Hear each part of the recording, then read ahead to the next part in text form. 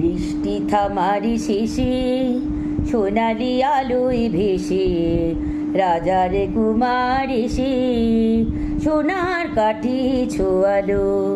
ও বৃষ্টি থামার শেষে সোনালি আলোয় ভেসে রাজার কুমার এসে সোনার কাঠি ছোয়ালো।